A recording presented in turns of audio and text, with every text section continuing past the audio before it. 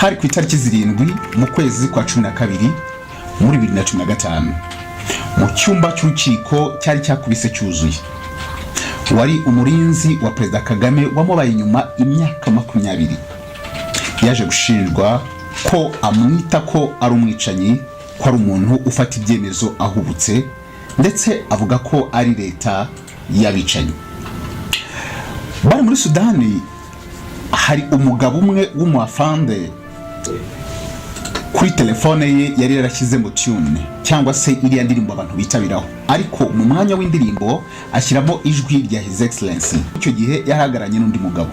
Uwo mugabo kumva telefone isonye akumva ijwi rya His Excellency, yahise amubwira ngo ariko uwo mugabo umubitse mwiki.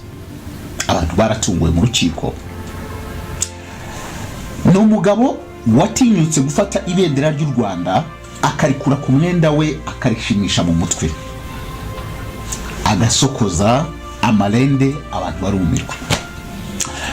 Ni umugabo wavuze neza ko umuntu wari wapanze operation yo kwica His Excellency ngo bamutegeye mu bwato bwe aho yagomba guca ku muhazi, akavuga ko uwo muntu ari umwere.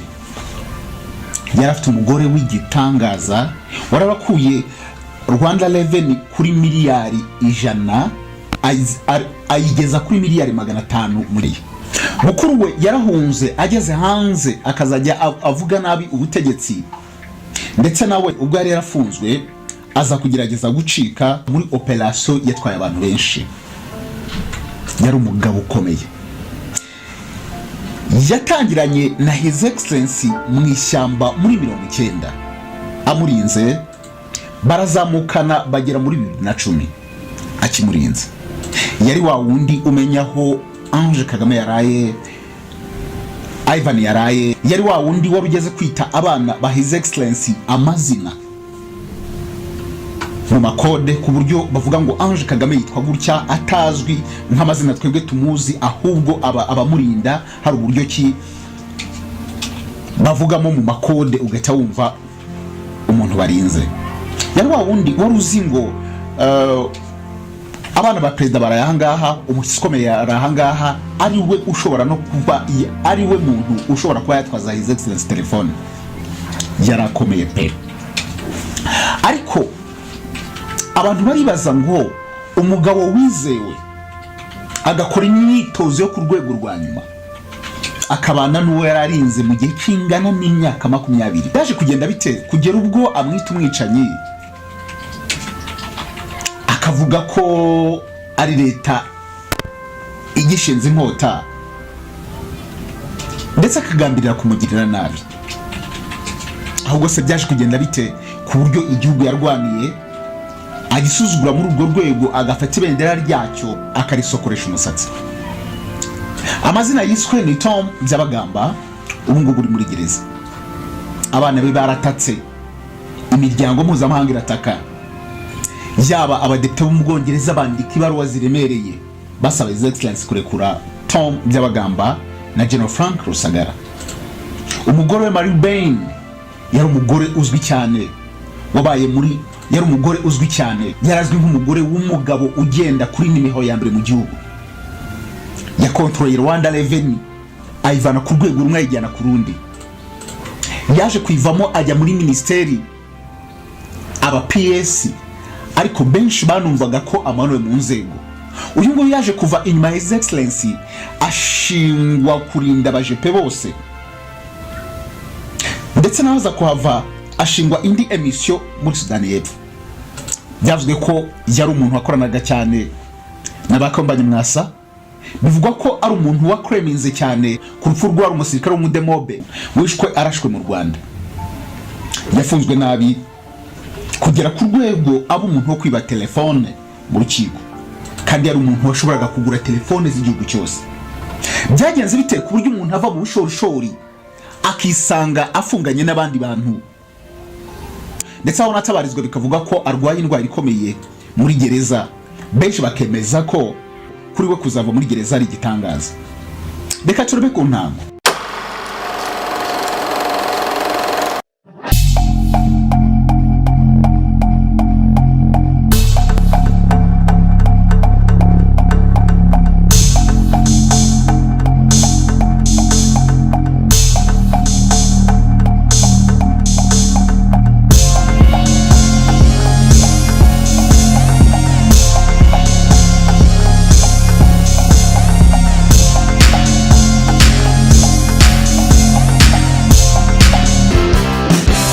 Wadao reka nongere mbifurize ibihe byiza hano kuri Kame TV Rwanda. Amazina yanjye ni Chris Kame. Ushaka kunyite kanyamagambo, ushaka kunyite storyteller, ushaka kunyite kabara nkuru bitewe nuko ubishaka. Gusa what I know, I'm the best storyteller in Rwanda. Nshobora kukubwira inkuru yawe y'ubuzima bwawe ukumva ni nshyashya. Uyu munsi twazanye emission y'igitangaza. Ni umugabo wabaye inyuma His Excellency imyaka 20, ariko hari byinshi abantu batamumenyeho, hari byinshi abantu batazi uko ubuzima bwe bwagiye buhinduka akava kuri urwego akajya ku rundi, ndetse nuko yaje kwisanga ahantu habi cyane. Uyu munsi akaba afunze mu buryo bubabaje cyane. Yitwa Colonel Tom Byagamba. Amateka atangira muri 1967.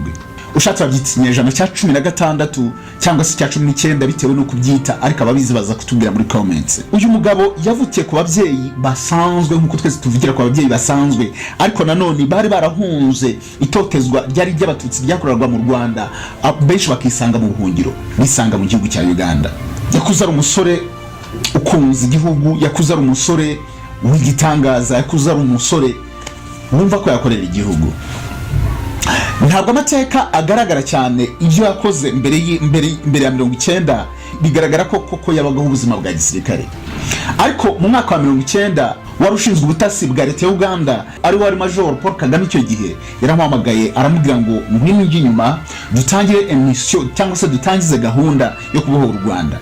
Yaraje mu ginyuma aramurinda, yamurinze guhera muri 19 urugamba rutangira. Ariko muri icyo gihe habaye ibintu byinshi. Ndakubisa akantu gatoya. Mu ijoro ryo ku ya gatandatu, ubwo indege ya Perezida Juvenal Habyarimana yahanurwaga, hari ikintu abantu batamenye neza.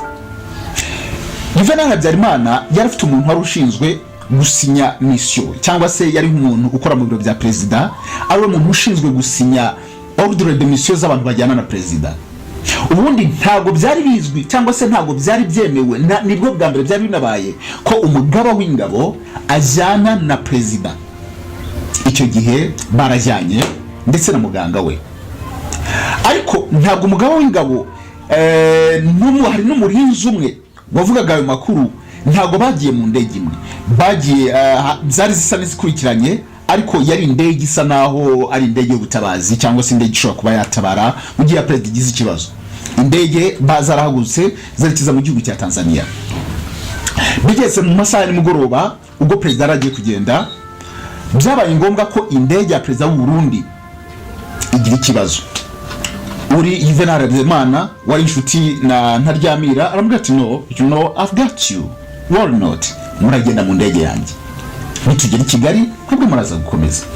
Hari umujepe umwe wari garde corps. Nituvuga garde corps ni wa muntu uburi ruhande, wa wundi ahindukira akabona, wa wundi umubwira ati Perezida dore telefone, wa wundi uburi muri impande isahane sa ngo ni wari garde corps. Ariko noneho byageze mu gihugu cya Tanzania, baramubwira ati no, wowe urabizi urasigara ku ndege. Asigara kuri ya ndege nyine areba n'abapilote kugeza igihe boss ari buze kuzira. Igihe boss yazaga, indege y'abantu b'i Burundi byanze kwaka, then nibwo yababwiye ati no mwaza mukajya mu ndege yanjye. Kujya mu ndege uwari umuganga ndetse n'umugaba w'ingabo baze kwinjira mu ndege. Nibwo bwa mbere Juvenal Habyarimana yarinje mu ndege akayisokamo. Ariko icyo gihe hari amakuru yuko n'ubundi indege iza kuraswa, gusa yari umugabo bakundaga kubwira ibintu ntabyumve. Habyarimana yari umuntu wabwiraga ati boss, this will happen, akavuga no, cyo ndi cyananiye abagome n'abagambanyi. Icyo gihe hari na proposition, hari indi proposition bari bamubwiye yuko ashobora kuba yagenda mu ndege, ariko iyo ndege ikaza ikagwa Igoma cyangwa se Bukavu, then akinjira n'amaguru, akinjira n'imodoka akagenda. Icyo gihe nta kibazo cyari kuba. Nibwo bwa mbere babonye Juvenal Habyarimana yinjira mu ndege n'umujinya, rwose. Amaze kwinjira mu ndege arasohoka arabwira ngo ko mutinjira. Uwari umugabo w'ingabo aramubwira ati boss, nyine ngiye nabonye indege yuzuye, nashaka kugira ngo nitwarira agasima, ndazana indege ya kabiri, nimara gutungana ndazana indege ya kabiri kugira ngo nitwarira agasima kuri makeya. Nta yandi magambo yarababwiye ngo monte mu Gifaransa, ati muzamuke, bahise binjira. Ariko noneho kwa kundi indege nyine yari yuzuye, hari bamwe basigaye. Muri abo basigaye niwe watangaga inkuru. Abo ngabo babakuye aho ngaho babajyana muri Kilimanjaro, muri hotel Kilimanjaro, aho bacungiye umutekano wa leta ya Tanzania. Muri icyo gihe ibyo ngibyo byabaga, indege yaraje, ibyakurikiye mwarabyumvise. Muri icyo gihe umuntu witwa Tom Byagamba yararinze His Excellency cyangwa se Major Perezida Paul Kagame icyo gihe wari uri ku murindi. Icyo gihe arimo kureba match, ngira ngo zari za igikombe cya Afrika, yari Senegal yari yakinye ngira ngo na Maroc icyo gihe, ndetse na Ivan Kagame yari kumwe na His Excellency aho ngaho ku murindi. Icyo gihe baje kumva inkuru, uwo muntu witwa Tom Byagamba nk'umusirikare yarabyumvise, bavuga ati okay, ariko urugamba rurakomeza. Nyuma baza kubohora igihugu, bahagarika na jenoside. Nyuma yo guhagarika jenoside, yakomeje amurinda akiri vice president, ndetse akiri na minisitiri w'ingabo, kugeza ubwo yaje kuyobora inzibacyuho guhera muri 2000 kugera muri 2003. Muri 2003 aza gutorwa. Amaze gutorwa atangira akazi gutyo. Tom n'ubundi yarakomeje aramurinda. Muri icyo gihe yaje gukora ubukwe n'umuntu witwa Mary Bain, ariko muri icyo gihe nawe baza kumushinga kuba umuntu wari ushinzwe Rwanda Revenue. Mukuru we wa Tom yari umuntu wari ushinzwe ibiro bya perezida, kugeza ubwo perezida bageze no kumubaza mu nama, abanyamakuru bamubaza ati ariko perezida turabona akazu mu butegetsi, turabona Mary Bain ari hariya, mukuru wa Tom arakurinda ibintu nk'ibyo. Perezida aravuga ati njyewe nta kibazo na kimwe mfite, azirungaza abantu bakora neza, ntabwo kuvuga ngo ni ikene wabo. Mu gihe bakora neza nta kibazo, ahubwo ikibazo cyaba ari uko badakora neza. Aranavuga ngo nanjye yaba mfite abandi bantu bakora neza ntabashyiramo. Aranavuga ngo bideri ahubwo munshakira umuntu wasimbura bideri muri Renfol. Icyo gihe byagaragaye Perezida Kagame kari netre. Icyo gihe byagaragaje ko Perezida nta ari netre. Abantu bavuga ati no ikene wabo. Gusa hari amateka, hari bivugwa ko mu gihe Mary Bain yari mu rugo, ari umuntu imodoka zo kuri Rwanda Revenue zazaga kumureba, ariko zagera mu rugo umuntu witwa Tom Byagamba akavuga ati no, izo modoka ntabwo nshaka ko zinjira. Zari impamvu eshatu. Iya mbere yari uko mu rugo rw'umuntu urindana none umuntu nimeho ya mbere mu gihugu yagomba kuba afite umutekano, avuga ati yenda ibintu bigomba kwinjira hano ngomba kuba mizi, kuko byashobora ko umuntu aza mu modoka za Rwanda Revenue ariko yagira mu rugo ugasanga hari ikintu kitagenda neza gutyo. Icya kabiri nuko imodoka ze we z'abantu navuga ngo nk'abajepe arizo yari yizeye, akavuga ati no, izi ngizi nizo nizeye zishobora kugira gutya na gutya. So niyo yari afite byo kuvuga ngo ntabwo nshaka ko imodoka zo kuri Rwanda Revenue zinjira mu rugo, zaparikaga hanze. Amateka yarakomeje arazamuka bigera mu mwaka wa 2010. Mwaka wa 2010 ngira ngo ndaza no kubashyiraho akantu gatoya kagaragaza ukuntu abantu benshi bagiye bagenda, harimo abantu bitwa ba Kayumba Nyamwasa n'abandi bagiye bava mu gihugu bakagenda. Mu mwaka wa 2010 navuga ngo abantu benshi baragiye, ndetse bagiye kurwanya igihugu, harimo abo ba Gahima, barimo n'abandi kuko byose nzagenda bavugaho umwe ku wundi. Icyo gihe nibwo umuntu witwa Tom Byagamba wari garde corps, wari uri hafi neza ya Perezida wa Repubulika, yaje kwegezwayo, ariko bisa naho bamuzamuye bamugira umuntu ushinzwe ya team ya Perezida. Byari gitangaza. Bamwe bumvaga ko azamutse mu ntera, ariko nanone abandi bakavuga ati no, ntabwo azamutse. Nuko byari bimeze. Tom yakoze ako kazi atanamazeho igihe, nyuma baza kumuha indi mission yo kujya muri Sudan ahagarariye ingabo. Uyu mugabo hari ikintu cyatangiye kugaragara ko atangiye gusa n'umarurwa mu nzego, nubwo yarazamutse. Ubusanzwe ikigo Rwanda Revenue Rwanda Revenue Authority ni ikigo kigira manda y'imyaka 5 mu Rwanda. Ngo uyu muntu akiyoboye akora imyaka 5 ashobora no kongererwa indi myaka 5 ariko itongerwa. Ngo ushobora gukora manda ebyiri. Uyu mudamu yari arafashe ikigo ashyiraho uburyo strategy nyinshi z'uko abantu bashobora gusora, ashyiraho udushimwe ko abantu basoze neza ibintu nk'ibyo ngibyo. Yari arafashe umusoro awukura kuri miliyaridi z'amafaranga y'u Rwanda, miliyari 100, arawuzamura ziba miliyari 500 mu gihe cy'umwaka. Akora imyaka 5. Yari umuntu wari warafashe Rwanda Revenue ayikora neza mu buryo bwiza. Ariko icyatangaje abantu nuko ataje kongererwa manda. Kandi ati no, umuntu wakoraga neza kucyo atongererwa manda. Basi bamva naho ngaho bamugira CS muri ministeri. Muri Minecofin I think. Muri Minecofin n'ubundi yaragiye muri bya bindi by'imari, ariko ni hahandi abareba gutanga budget akavuga ngo ntanze amafaranga ibi nibi, ntago afite akazi gakomeye cyane. Umugabo nawe bamukuye kuri kuko mujepe bamujyanye muri Sudan. Ageze muri Sudan kuri telefone igihe bari bamaze kubakira bageze basotse mu ndege, ashobora kuba ngo yaragize akantu kamushima mu mutwe, akura akantu k'ibendera hano ku mwenda kaba tuba tumeze nkaho ari akantu k'agakusi gafashe, agakuraho aratangira arishima mu mutwe. Kwishimisha mu mutwe aho ngaho ntabwo byahise bivugwa cyane, ariko iminsi yaragiye, iminsi iragenda biza kugira mu mwaka wa 2014. Mwaka wa 2014 none hari harimo ibintu byo kuvuga ngo abantu bari gukurikiranwa n'iki babanje gufata umuntu witwa Frank Rusagara, uyu yari generali. Bamaze kumufata mu gihe kingana n'iminsi 5. Witwa Tom Byagamba navuga ngo yari masanze we nawe yari muramuwe yaje gutabwa muri yombi.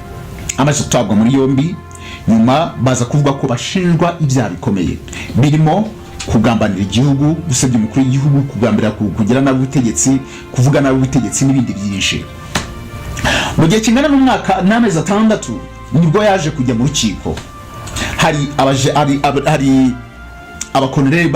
abakoroneri bamushinje bari mu rukiko, baravuga bati wowe twakumvise uvuga ko ari leta yabicanye, uvuga ko president afata ibyemezo ahubutse, uvuga ko ubutegetsi ari ubwabicanye, ndetse ko azajya unabwira abasirikare ngese ngo mwakuna mu inkota.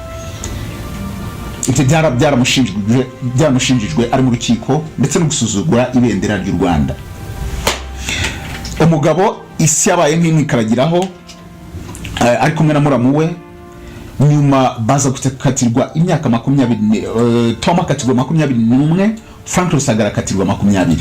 Icyakora baje gusa n'abajurira baza kubakatira 15 nta kundi kujurira.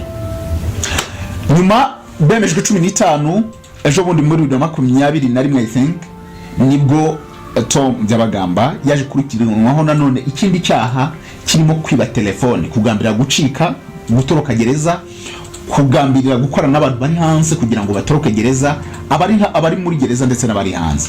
Tujye byavuzwe ko yibye telefone yo kugira ngo azajya avugana n'abantu ya Samsung G2, ndetse yiba n'indahuzo yayo cyangwa se charger yari iri mu rukiko. Icyakora nyiri iyo telefone ntabwo yagaragaye.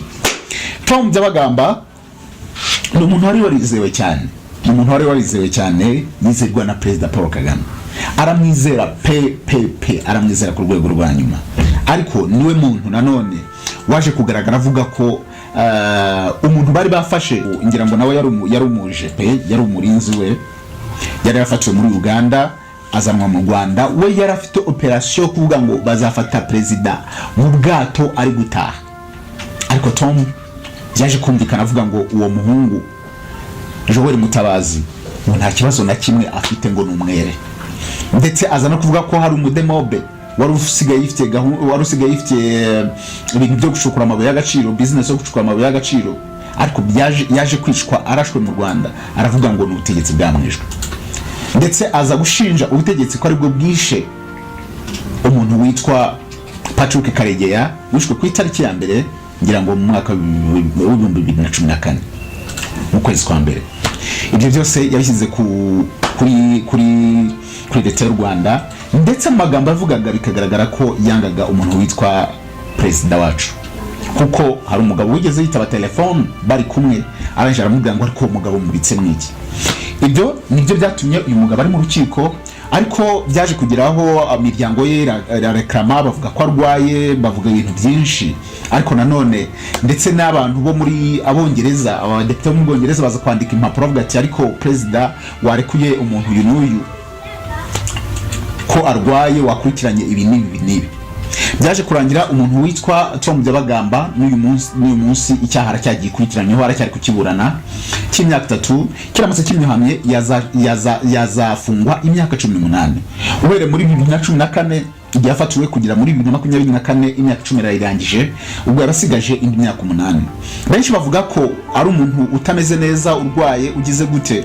Urumva nyine ubuzima bwa gereza n'umuntu wari umenyereye kuba inkuru, ari umuntu wica agakiza, ari umuntu ugaragara kuri sport, bivuga ko ubuzima bwe bumeze nabi. Emission y'uyu munsi nahisemo yo kuvuga ngo mvuge kuri Colonel Byagamba kugira ngo nzaje mbyari nabagoye ku mateka kariye, mbereke uko umuntu ashobora kwizerwa ariko bikaza kurangira umuntu w'umuyemo.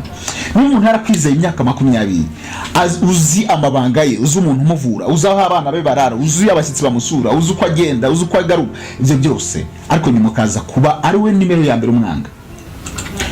Byagamba ubwo nguko nuko story ye yaje kurangira, biza kurangira nyine yisanze hagati y'inkutenye, ari kuburana ku byaha birimo kugambira nabi cyangwa se kugambira kugira nabi, kugambira kwangisha ubutegetsi warashinzwe kurinda, wamwizeye imyaka 20 akamugira umuntu uri ku garde corps, uri ruhande rwe, umufasha telefone, mwitabira abantu, umubwira icyo igikenewe cyose. Nuko emission ya Byagamba imeze, nzajya ngende babwira impamvu izi nkuru tuzikora, abo kugira ngo tubabwire ese abantu bagiye, babantu twamenye bavuye muri gahunda gute, ese nabo ni amateka kariye, ni story ye, kuko ngira ngo nta muntu utamuzi iyo story, nta muntu utayizi, yabaye vilo muri iyi emission. Ngewe mvuga abantu bakoze ama headlines, ngira ngo mvuga abantu bakoze inkuru zikaba nyine zikaba viral. So izo nkuru zo babwira mpera mu Rwanda, kuko nababwiye ngo nimushaka mu best storyteller mu Rwanda, I'm the one. Ndagira storyteller, ariko nko nababwiye ndaza kugira ngo icyo kintu mu cyumve. Hari story n'ubundi nari nakoze y'abantu bagiye bava mu Rwanda muri za 2010, uko uwo Patrick Karegeya uko yishwe, mushaka kuba bamwe mutabizi, reka nibashirireho kugira ngo mwumve, abantu mutakurikiye icyo kiganiro nicyo mu cyumve, kugira ngo muze kumva uruhererekane, kuko nicyo kiganiro cya mbere nakoze muri iyo emission yo kuvuga ngo ni nzajya mvuga ku mateka karishye, niyo mateka karishye ya mbere nakoze, reka nibashirireho kugira ngo nayo mwumve, kuko nari mbabwiye ngo Patrick Karegeya yavuze mu abango niwe bishaka Patrick Karegeya, mushaka kuba mutazi Patrick Karegeya uko bimeze cyangwa se uko yishwe, nacyo reka kibashyirireho. Ciao, amazina yanjye ni Chris. None ikintu cyatunga abantu cyaje kuba, yaje guhamagara telefone y'umwana witwa umukobwa wa Kabuga, aramubwira ati wowe waza mu gihugu nkagufasha kubona imitungo ya papa wawe, uzi neza ko Kabuga irafite imari zikomeye, yari umukire ufite ibintu mu Rwanda. Aramubwira ati waza, kandi ibyo yari marafuku. Bajya kumufata baramuzana, bamugiza muri hotel. Babuje muri hotel, wa mugabo David Batenga asigara hanze, barinjira, none kumbe barangije ngo mwahise amugonga 9, amugonze 9, undashaka kugira ngo arwane amukuramo. Kwa kumugonga 9, undi amufata gutyo aranika.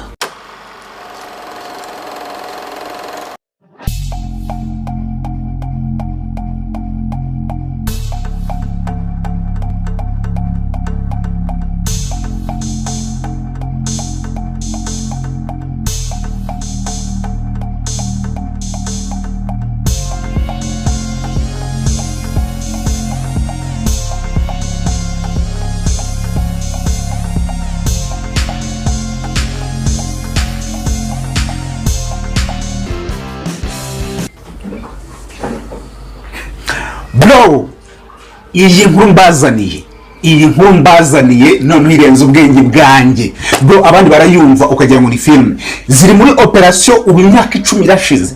Imyaka 10 irashize uko turi kuvugana. Ko ari 2014 event, 2014 gusenda amatariki yatandukanye umwaka urenzeho, ariko actually kuko tubara umwaka tubara imyaka 10.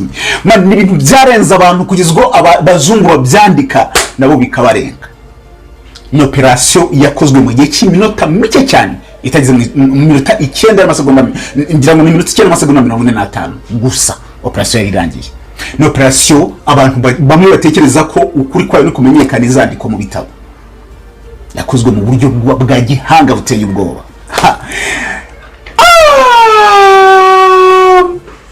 Muranye rero ntagira ingi ibi ni mu buryo bumwe bw'ibiganiro nateguye kuzajya mbaha bwo mu operation nk'iki nakise ngo ni Rwandan operation. Iyi ni episode ya mbere tuvuga ku bintu ku ma operation yo mu Rwanda gusa, tunavuga n'izindi nkuru za zindi zitangaje zagiye zibaho ku isi muri Afrika, ariko nanababwira n'izindi nkuru zigiye zitandukanye. Ati byagenze bite rero? Abarumenye ivuge sawa ndinde ho guhakana. Yes, biransaba ko mbasubiza gato cyane muri 59 hagize gutya haba ubwoko bw'abatutsi baratotezwaga kugeza ubwo bahunga igihugu. Bahunze igihugu baragenda bajya muri Uganda. Bamwe harabagiye muri Uganda, abandi bajya muri ngira ngo benshi bagiye muri Uganda. Kugera muri Uganda mwaka ukurikiyeho mwaka w'1960, ababyeyi b'Abanyarwanda baragenda bageze muri Uganda bajya imbarara muri 60 baza kubyara umwana witwa Patrick Karegeya. Uyu nguyu wumva inkuru ze bro, shatse narakwicecekera. Ubuzima bwe ni filime gusa, ni gisirikare, ni boot. Noneho umuntu utwaye Yoweri Kaguta Museveni byageze mu myaka ngira ngo azagushaka gukora ubutegetsi, kuko n'intambara zagiye zibanza bikanga bikongera bakagira gute, aza gushaka gukora ubutegetsi. Muri abo bashaka gukora ubutegetsi yashakaga yashyizemo n'Abanyarwanda. Muri Abanyarwanda harimo umuntu witwa n'ubundi Patrick Karegeya. Muri icyo gihe aza gushaka gufasha Museveni gukora ubutegetsi. Noneho bigeze muri 82 icyo gihe afite peti rya lieutenant, baza kumuta muri yombi, baramufunga kuva muri 82 kugeza muri 85, ariko baza kumurekura. Museveni aza gutsinda akora ubutegetsi, Patrick yinjira mu gisirikare cya Yoweri Kaguta Museveni. Ibintu bibayaho, ariko uyu mugabo akaba mu kintu cy'ubutasi bro, yarari hejuru. Ubundi igisirikare benshi bavuga ko iyo ufite ubutasi, kimwe cya kabiri cy'intambara already babagitsinze, niko abantu babivuga. Nuvuga ngo iyo ufite ubutasi bukora neza, iyo ufite amakuru y'intambara, kimwe cya kabiri cy'intambara already wagitsinze. Uyu mugabo yari umutasi, yari navuga ngo yari mu bantu bari imbere cyane mu butegetsi bwa Yoweri Kaguta Museveni, cyangwa se mu ntambara bari barwanye. Museveni amaze gufata ubutegetsi, umugabo abakomeza mu kazi ke kubutasi. Biza kuba ngombwa ko baza gushinga Abanyarwanda, ibyo byo murabizi, bari barameneshejwe, barabuhunza ari impunzi bashaka gutaha mu gihugu. Ngira ngo ibyo murabizi uko Habyarimana ntago yenda nza kubiga ko mabagira ati u Rwanda n'ikiraho cye cyuzuye, ngombwa ko bashaka kwinjira bakoresheje ingufu. Muri ku itariki ya mbere ngira ngo z'ukwezi kwa 10 baratera, ariko muri abo bateye uyu Patrick ntabwo ari mu bantu babohoye u Rwanda, ntabwo arahari. Ariko akaba ari umuntu wari uzwi mu butegetsi bwa Uganda nk'umuntu uzi amakuru y'ubutasi, umuntu uzi gucengera, uzi kumanipira, uzi gukora na double agents. Yari umuhanga cyane, akora n'akarere kayihura. RPF iratera, intambara baza kwitsinda, ndetse banagarika jenoside ku itariki ngira ngo enye z'ukwa 7 muri 1994. Ariko bamaze guhagarika intambara, hari abantu urumva bararwanaga, hari umugabo w'ingabo zatsindwe za Icyo wari warambutse ari hafi muri Kongo, ariko benshi bakavuga ngo n'ubundi agiye kugaruka kuri ubutegetsi mu Rwanda, bwari busa naho butaranakomera. Icyo gihe abantu bafata ubutegetsi bw'u Rwanda nk'abantu nk'ubutegetsi budafashe, ariko nanone bufite amakarebo bawutinya. Nubango benshi kugeza ubu baravugaga ngo ni nk'ikirunga kigiye kuruka ko baravuga ati aba bantu muvigere mu ruduhe, niko barabivugaga. Mwende murarufashije muri twaje turubaka, niko byari bimeze. U Rwanda hari intambara bro, guhera za 1996 ngira ngo Kongo ya mbere, Kongo ya kabiri, Mojaweti, ibintu nk'ibyo. noneho Museveni akaba yarafite abatasi babiri yizera barimo Patrick Karegeya ngira ngo nakare kayihura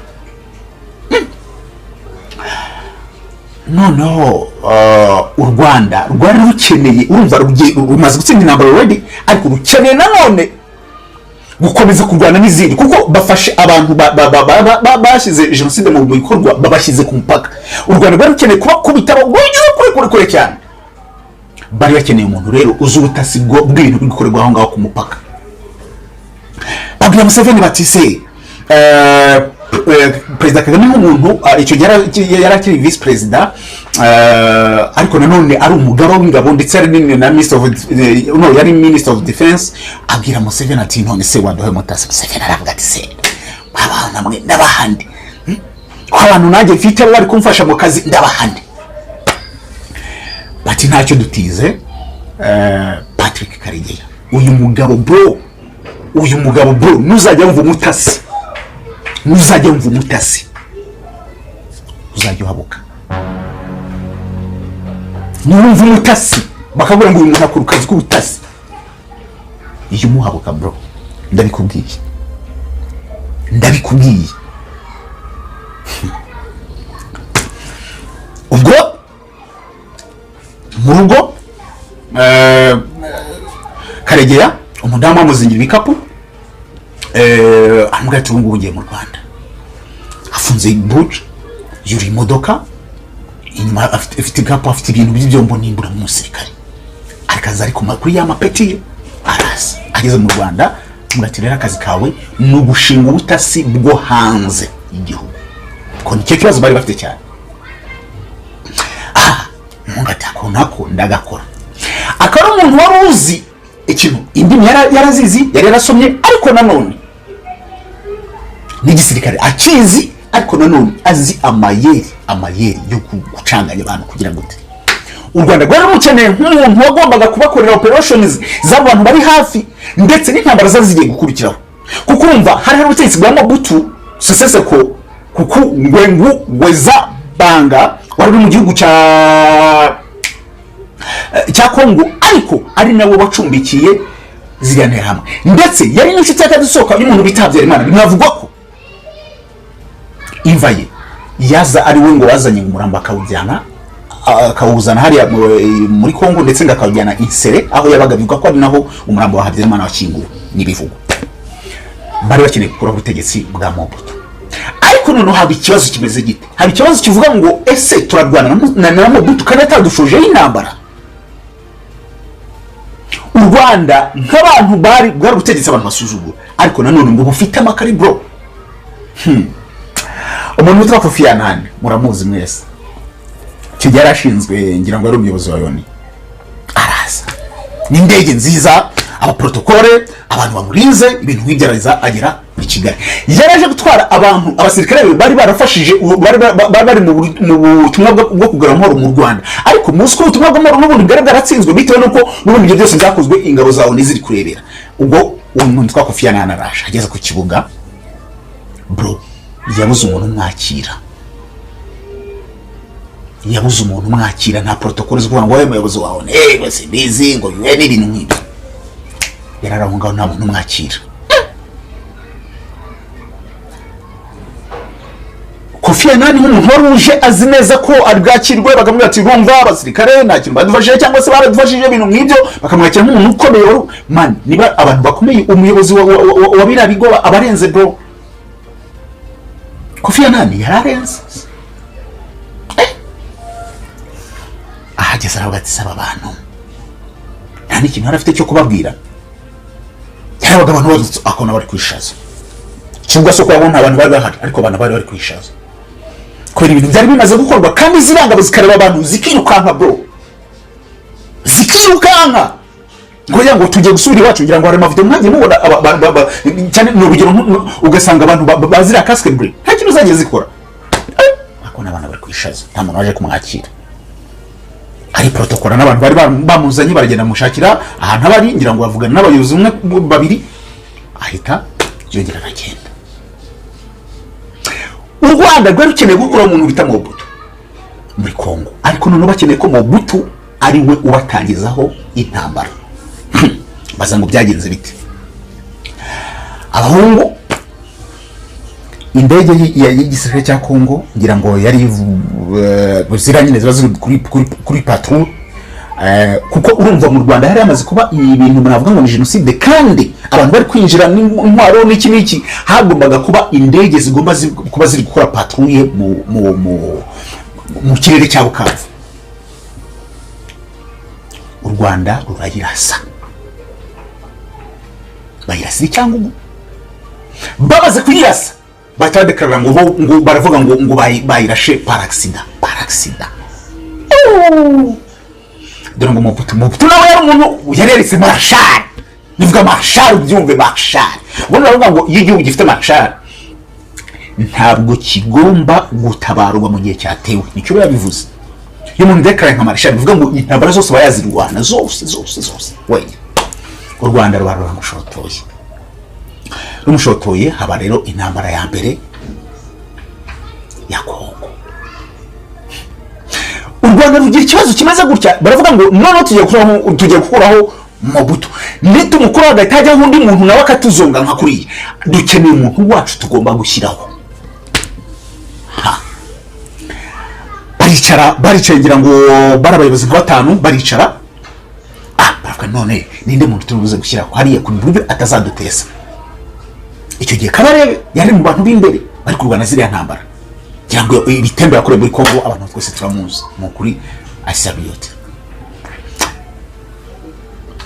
Baravuga batari ko hari umuntu, hari umugabo wari umaze iminsi akeneye ibintu by'impinduramatwara, uwamushyiraho ashobora kugira ikintu agira kandi akazajya twumva. Ati uwo ninde? Uwo yari umuntu bita Kabila. Pere ntabwo ari uriya, ntabwo ari Joseph. Kabila ntabwo yari muri Kongo, nta n'igisirikare yari afite. Baravuga ati noneho ntitumuhamagare, ahubwo reka tujye kumureba muri Kongo, muri Tanzania. Baragenda umuhungu bamusanga yibereye mu Zanzibar ku mazi, ibyana byikaraga. Zanzibar none ari ibyana by'ibyarabu byaravukiye aho ngaho byiza bifite ibibuno bigira gute, yibereye muri twa tuzu, yiryamiye muri, urabona twa tuntu two ku mazi, yiryamiye ameze gutya. Abana bagenda bamukoraho ibyanwa n'ibiki. Ahagaze agiye kubona yumva umuntu amukozeho. Ntumaze ngo bamugezeho gute, bamutwakinze gute, kuko ntibamuhamagaye. Amuga ati ngo nujye gufata ubutegetsi, ngiye kuba perezida. Ati kujya ati mu namba James Kabarebe arabamuha namba, aramuvugisha ati bivuga n'ibyo, ati wino rwose ufata ubutegetsi. Abana bakubise shoti ati toka. Baba bati bigeze rete, oya mwemuretse. Kabila abari rukansi ageze Kinshasa.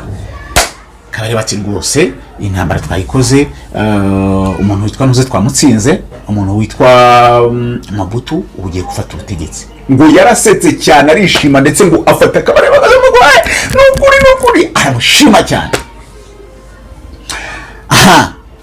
Ubwo yari Kongo ya mbere. Muri izo operasiyo zari zirimo umuntu agenda agatanga amakuru hanze avuga ati ibintu bimeze gutya, ku mupaka bimeze gutya, twakora gutya, twagira gutya. Umuntu witwa byari bishinzwe umuntu witwa Patrick Karegeya nawe agenda akora izo operation.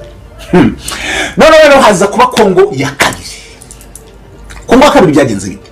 Wa muntu tuva kuba mushyira ku butegetsi, bamaze kumushyira ku butegetsi, ashaka kuvuga ngo arashaka gukuramo abanyarwanda bose, ngo afite ubwoba ko bazamukuraho.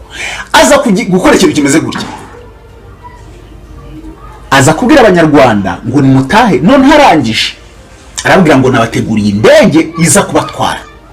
Yari afite gahunda imeze gute? Yari afite gahunda yo kuvuga ngo nibaze kugenda muri ya ndege, nibaze kugera ahantu bahite ya ndege bayirasa abanyarwanda bose bapfiremo. Kabarebe yari umugabo w'ingabo muri Kongo. None aravuga ati mwese mwajyamo nta kibazo, y'amakuru abanyarwanda baza kuyamenya. None aravuga ati oya, ati ahubwo watwajyana n'abandi bawe bakaduherekeza nta kibazo. Undi ati ndabaherekeza gute? Aravuga ati none ntabwo twagenda, ahubwo twajya muri operation. Icyaje kuba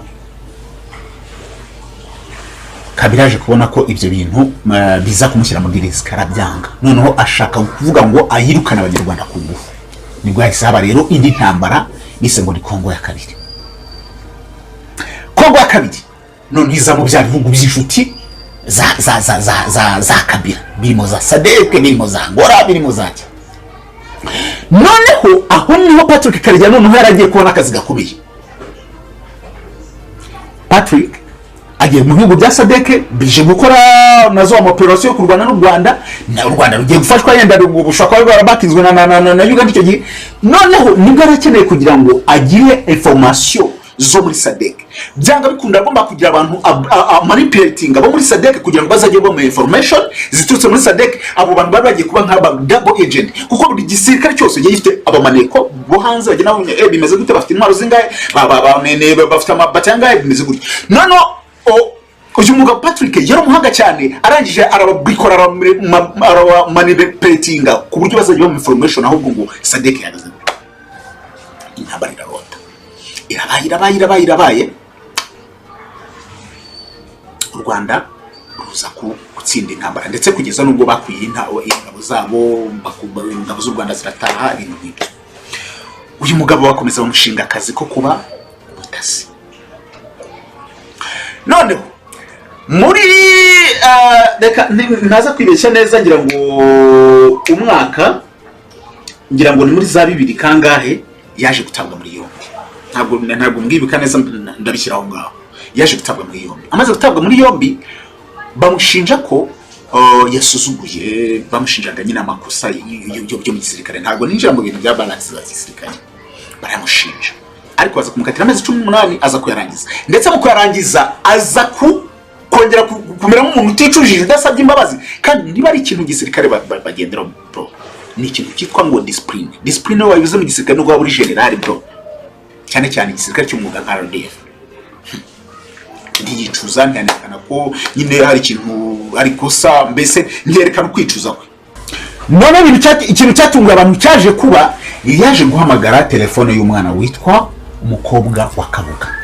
Aramubwira ati wowe waza mu gihugu nkagufasha kubona ibitungo ya papa wawe. Muzi neza ko Kabuga irafite imari zikomeye, yari umukire ufite ibintu mu Rwanda. Aramubwira ati waza, kandi ibyo yari marafuku. Binavugwa ko hari company yari igiye gukora ibintu by'imihanda ngo banasenyera ku Kimicanga, yaje gufata iryo soko iraritsindira. Ariko Bendesen yari company y'umuntu witwa Kabuga, ariko bifashijwemo n'umuntu witwa Patrick Karegeya. Aho ngaho yari yatangiye kujya muri za ntambwe. Baza kuperereza, baragenda barabimenya, ariko mu buryo busa n'ubutaramenyekanye neza. Bro, uyu mugabo ari umuhanga. Amferundi umugabo mu masaha y'umugoroba ahagana saa 10 ari mu rugo na uniform, aba ashize agakapu gatoya rwose karimo utuntu, karimo udupapuro, utuntu duki n'amafaranga make yarabikuza, ajya mu modoka ye. Atwara imodoka aragenda mari yinjira Uganda, aza kuhava ajya South Africa. Aho ngaho yari kisagenda aranuma, ntiyongera kuvuga. 2010 uwitwa Kayumba nawe arahunga, operation nzababwira, nawe musangayo. Amaze kumusangayo, mu minsi yaje gukurikira baza gushinga umutwe wa RNC, bise ngo ni Rwanda National Congress. Uyu mugabo akaba arafite connection y'abantu bakomeye cyane, kuko urumva yafite abantu bo muri SADC bahandi yajya kura za information baba double agent, bari bamuzi, bari barakoranye, nubwo barabanze icyo gihe, ariko yarafite connection. Ikindi, umuntu witwa uyu president wa Kwicwa yari inshuti cyane y'akadasohoka n'umuntu witwa Patrick Karegeya. Niwe wasabiye Afrika y'Epfo aramubwira ati noneho mwana mudufashe, kuko icyo gihe bisa naho Afrika y'Epfo ifite ideni rya Tanzania, ko yari yarabifashe cyane mu bintu bibazo byabo bari barimo. Noneho bagomba kumwumva bakamufasha umuntu witwa Patrick Karegeya.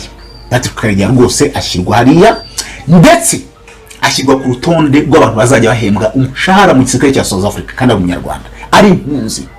Barangije banamuha abantu bazajya bamurinda bro. Yarameze neza bashinga umutwe kandi bagezeyo none bavuga ati ibintu byashyushye mani. Muri iyo myaka hahunga abantu benshi, hahungagira ngo bagahima n'abandi bari bafite amaposta akomeye bro, bari bafite amaposta akomeye cyane. Noneho umugabo noneho icyo gihe amaze gushinga RNC, urumva afite escort, afite ibintu bimeze guti ko fari nayo abaperezida afite ama connection y'abantu bazungurutse u Rwanda barimo bashaka muri shokwete. Muri icyo gihe bivuga ko tanajya imbisi cyane n'u Rwanda. Ajya ku kimakuru aravuga ati rwose umuntu witwa Perezida Kagame kumukuraho nta kindi uretse imbaraga za gisirikare gusa, kandi ubu ntazitangiye. Wareba ku ruhande ukabona uwo mugabo arabyimbye bro, ukabona afite abasirikare, ukabona afite ibintu, ukabona yaripanze, afite connection, afite amafaranga. Barangije baza kumushakira ahantu ho kuzajya gutraininga abasirikare mu buryo bw'ubutasi muri Somalia. Akishyurwa ikofi byimbye tiza gutraininga abasirikare kandi uvuye muri South Africa ari connection z'ibihugu. Yagomba kuzajya yishyurwa amafaranga ari ku rwego rwo hejuru. Ayo mafaranga rero umugabo aripanga bro, aripanga niko bitwa bayivude kuri BBC. Ibintu byari bimeze nabi man. Bivuga ko icyo gihe yari uwo mwanzi nimeho ya mbere ya leta y'u Rwanda. Ntabwo u Rwanda icyo gihe rwari kunezerwa, ntabwo rwari kwicara ngo rutuze. Imyaka iragiye 2013 ku itariki 28 umuntu witwa inshuti ya Patrick witwa Apollo, umucuruzi umunyarwanda papa bro, afite ikofi n'imodoka yanditseho Apollo kuri plaque. Mani zira plaque kugira bakwandike izina ryawe, ngira ngo mu Rwanda sinzi niba ngira ngo biremewe, ariko byishyurwa amafaranga menshi. Ngira ngo mu bindi bihugu ngira ngo naje nibize byumva ko ari mu Rwanda, ngira ngo ushyirwa buri kwezi bawishyura miliyoni y'amafaranga y'u Rwanda kugira ngo bashyire plaque, bashyire izina ryawe. Urumva umuntu wishyura amafaranga miliyoni ku kwezi ya plaque bro, abarenze. Ubundi umukire ngira gutya nshishijwe bugufi namwe. Umugabo arafite ikofi ariko ari inshuti y'umuntu witwa Patrick. Yaje kumuhamagarira ati sha rero nshaka kuza kurangiza umwaka wa 2013 muri South Africa. Karijyana nk'umuntu w'umushuti we avuga ati oh why not. Uwo mugabo ngo yarasanzwe agenda akajya kurara mu rugo kwa Karegeye, ariko kuri iyo nshuro avuga ati oya ndashaka kuba muri hoteli. Umuntu w'umugabo bakusanga abandi mu rugo, oya kandi ifite amafaranga, urumva mu rugo n'iki oya shaka kuba ndi muri hoteli na privacy yanjye ari sawa. Patrick ati nta kibazo.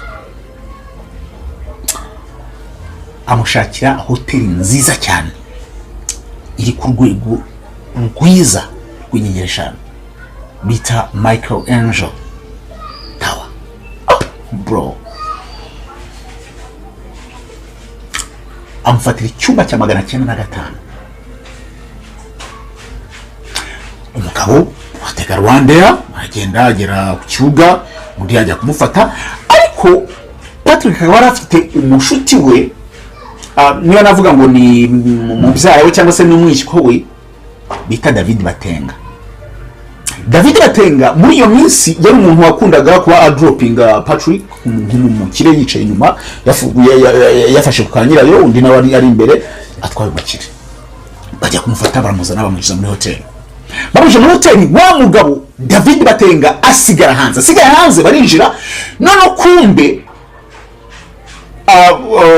Karegeya n'umukire barazamuka bajya muri hoteli.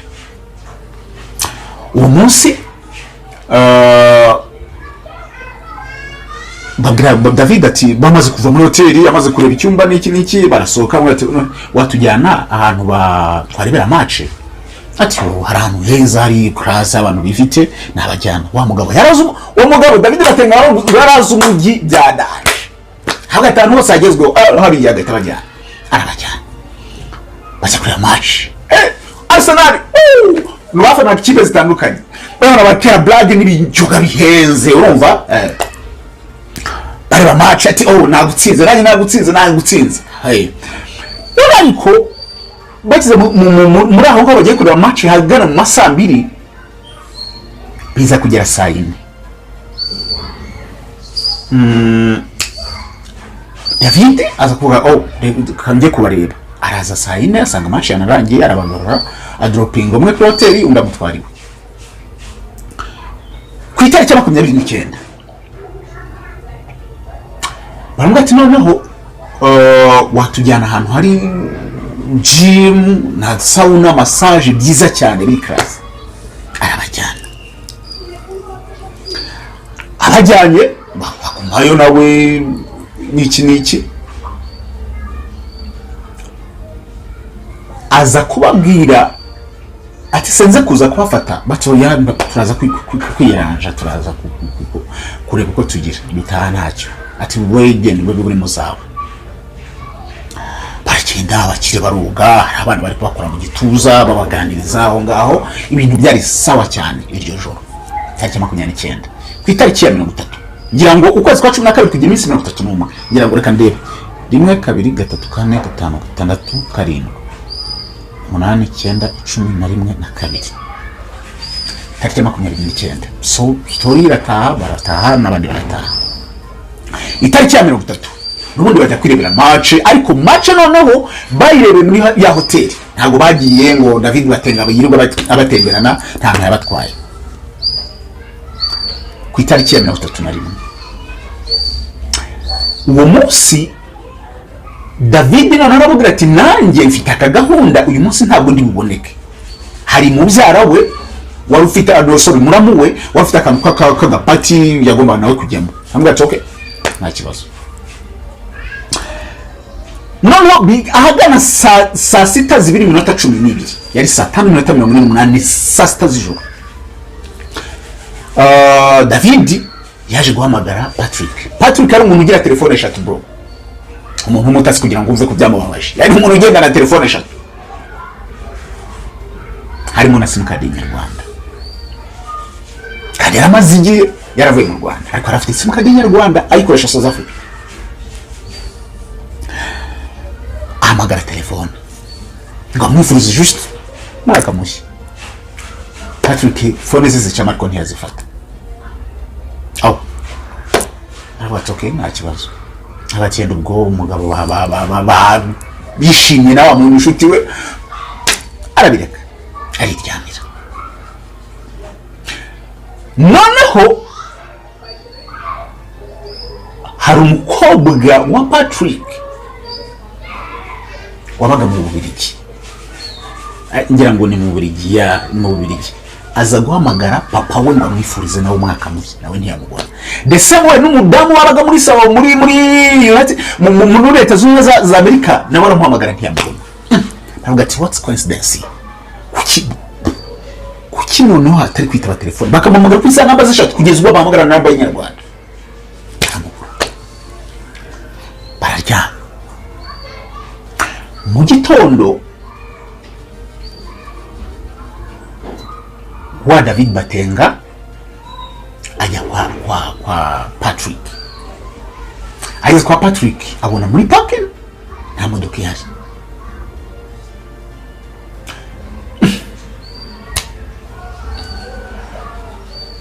akora ku rugi akoze ku rugi abona urugi ntabwo rufunze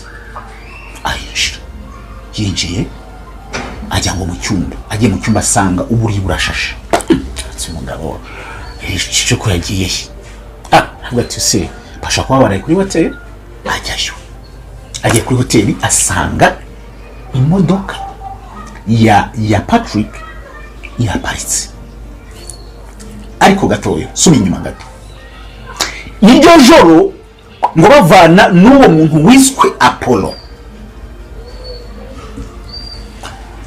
baragiye icyo gihe ntabwo barebye match n'ibiki baratemberera bisanzwe nk'abakire baranje barataha batashye ngo bageze mu cyumba amuherekeje umuntu urumva n'umushyitsi wawe umuherekeje wa mugabo amakinga shoko Patrick ariwe winjiye mu cyumba bwa mbere. Nuwango niba umugabo yinjiye bwa mbere uje nyuma ni makinga shoko nakinze cyangwa sinakinze. Bikavuga ko hari icyumba cyari nimero 105 cyarebanaga na 905 byari byumba umva kimwe kiri kuri side ikindi kiri kuri iyi ngo harimo abantu bagera muri 3 bari bafashe icyo cyumba bireba. Ngo bamaze kwinjira umwe ngo asize umuryango udafunze none ngo babandi ngo bava muri cya cyumba barinjira muri cya cyumba bara basore bibigango bro bahagaze baba barabikoze barinjira ngo bagere mu cyumba batangira kumuganiriza bisanzwe hari inzoga aho ngaho bari bashyize ku meza nyine urumva amahoteli ahenze z'umukiriya bo ngo hari igishuka ngo cyari kiri mu kabati bo bari babikoze before kurumva n'umushyitsi wari mu cyumba bagiciye hari n'umugozi. Abasore barinjira bicara ku gitanda utangira kuzajya bareba kuri telefone. Meze bitese bro ati ni sawa ko nabamenyeze twaje kubasura nyine barangije ngo mwahise amugonga 9 amugonze 9 undashaka kugira ngo arwane amukuramo kwa kumugonga 9 undi amufata gutyo aranika anize ariko ngo none hunga amaraso kwera kumbamurira urumva ni bisore ngo amaraso agenda zamuka no kwera kwa kurwana iki shati ndani iki amaraso arazamuka azamutse bafata kagatambara bagamushyira mu mazi mu kanwa bakamushyize mu kanwa kugira ngo ataza gusakuza barangije bafata volume ya televiziyo barayizamuka za telefone z'eshatu na za message calls ngo bo barabibonaga ko hari abantu bari guhamagara bahita bazitwara eshatu umugozi ikiziriko na cya gitambara kivuye amaraso bashyira mu kabati bakina biroko bivugwa mu gito ako kanya hari imodoka y'ambasade y'u Burundi yesitera kuri hotel nako Ange Towers abagabo baraza bajya kuri airport ngo batakina biroko. Ahangaha niwo iyi nkuru igera ikabucanga bagiye inkuru ifite version ebyiri. Bamaze kugenda wamukiriye we ngo arafite indege y'umunsi ukurikiye ntabwo yagize urumva yashyizeho don't disturb nakantu bashyira kuri hotel ku buryo n'umuntu uje gukora amasuku adashobora kudisturbing umukiriya asiko umukiriya yenda araryamye cyangwa se ari busy n'utundi tuntu.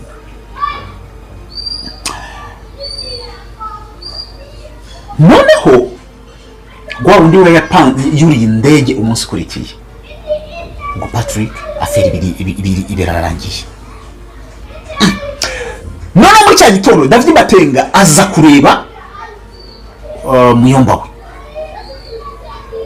hageze abona imodoka iri hariya aravuga okay bari hano araza sorry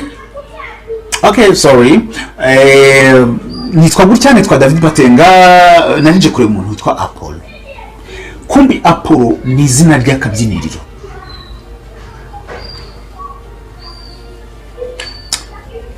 baraya mu bitabo Apollo nta mu mukiriya ntawe dufite hano yumva baramucanze asubira inyuma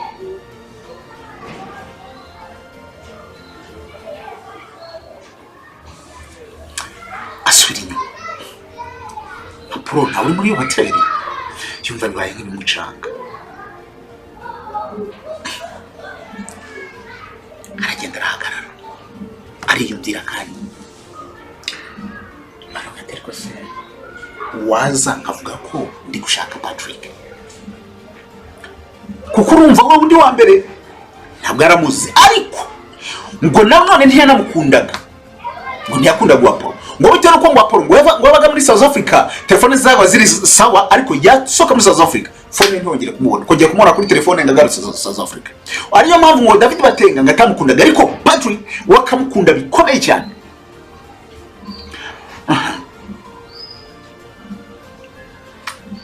Ariyumvira akanya gatoya arazabwira receptionist kuri hotel Ange Towers amubwira ati narije gushaka umuntu witwa Kayumba nani Patrick Karegeye. Ndati Patrick, okay. Ararambura impapuro. Patrick arahari. Afite icyumba cya magana cyenda na gatanu. Ndati okay. Ndera. Bahita okay nta kibazo.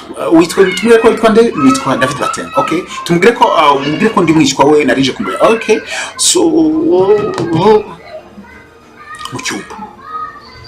Baramagaye. Phone buri muntu yita. Ati okay.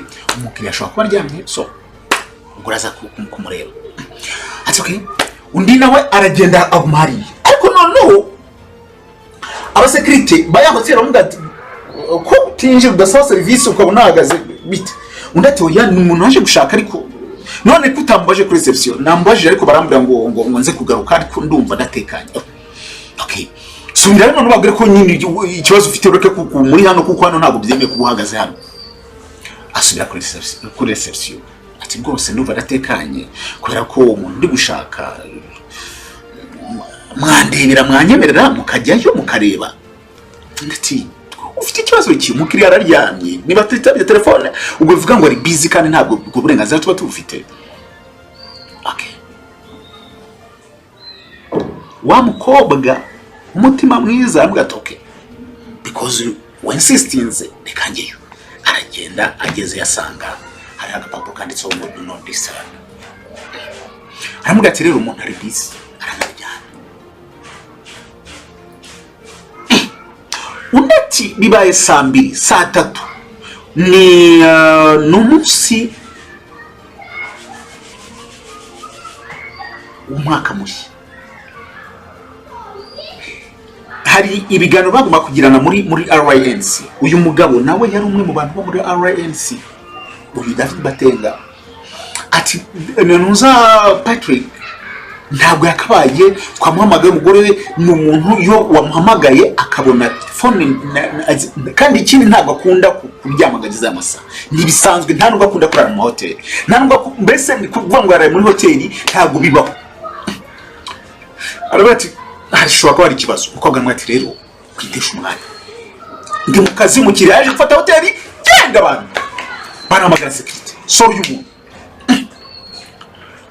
umuntu ababona ntabwo ashaka kugenda kugeza ubu wamagaye manager wa hotel. Kati umuntu rero yagiteje ikibazo. Hari umuntu urimo hano ngo sinzi ngo ni mubyara we sinzi ngo babana muki ntabwo ashaka kugenda twamwirukanye yanze. Manager araza. Ati none uwo mukiriya se bimeze gute muhamagara. Baramuhamagara. Phone ntiyayitaba. Ari mu cyumba cya kangahe magana 95. Okay. Ajyayo. Agezeyo asanga koko hariho do not disturb. Barakomanga. Umuntu yafungura. Noneho buri ibyumba bya hoteli iyo umuntu yashyizeho do not disturb. Noneho buri ibyumba bya hoteli iyo umuntu yashyizeho do not disturb ntabwo uba wemerewe kwinjira mu cyumba kabone nubwo waba uri umuyobozi w'icyo cyumba w'iyo hoteli.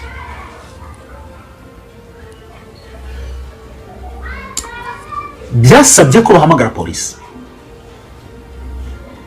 Barayihamagara iraza. Babwira ikibazo. Polisi itegeka ko bacurugi ihari. Bararuca. Bacurugi basanga umuntu koko araryama mu cyumba. Ariyoroshe rwose amashuka ageze hano. Kuko umuntu wo muri hotel saga sorry kabisa atari kubwira Patrick. Sorry kabisa we've disturbed you. We are sorry. Bano mutuka wa David Batenga. Sorry kabisa. Bafunga umuryango. Amaze gufunga umuryango umukopo mu polisi umwe urimo wiyeri ngeya rwose. Ariko umukiriya ugeza saa 4 ati ubundi ibyumba iyo umuntu yafashe icyumba agisoka amusangaye ati ni saa 3 saa 4. None se saa 3 ntabwo umuntu yakaba byibira yamatanye no kwitegura kunamusabye imbabazi umuntu akaba nta reaction yagize. Baravuga ati koko ibyo bintu bishobora kuba ari byo. Barongera barafungura. Bamaze gufungura barinjira. Binjiye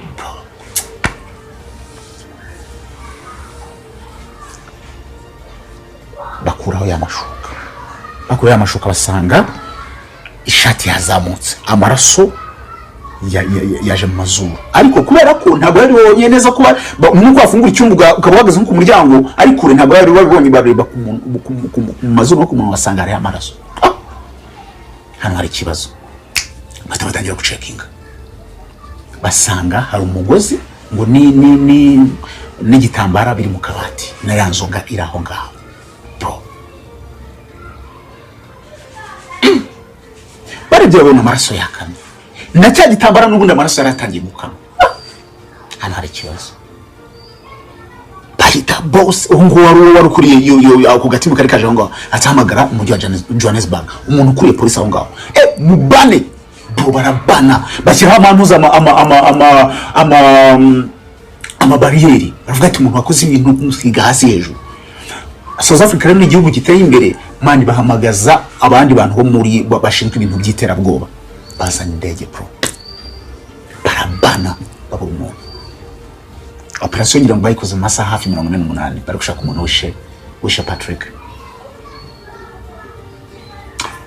bataba bafunguye ikirego baza kugira umusirikare umupolisi umwe ati gendo umupolisi ari umuhanga cyane mu bintu bijyanye no ku ibintu by'ibimenyetso by'intoki kumva bari basize igitambara bari bamunize of course bagomba kumenya ngo ninde bamunize rero no story ihitibera mbaya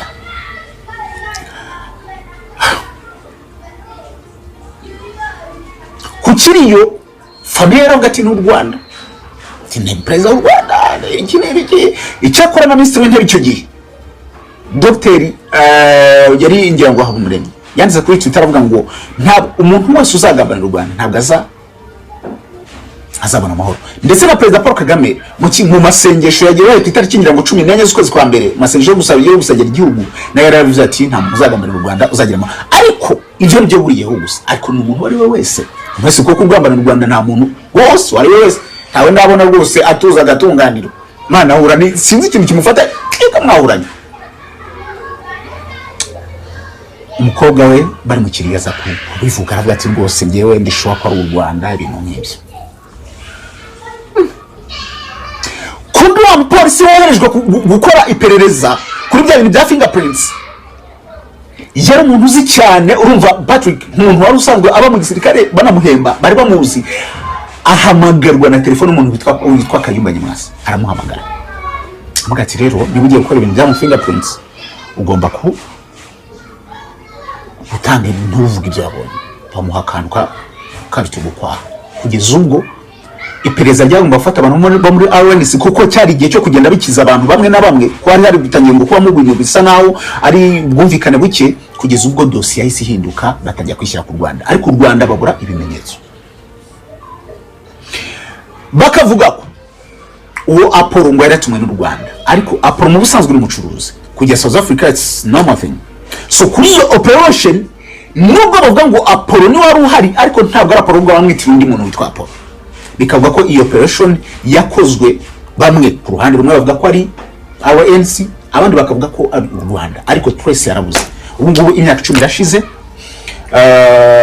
Patrick Karegeya yitabye Imana ariko ngira ngo nta trace y'umuntu wamuhitanye ihari ngira ngo abantu bamwe bagiye bafata harimo nyine umupolisi wo muri South Africa ariko nta trace ni uretse ko abantu babivuga gutyo gusa y'u Rwanda ihari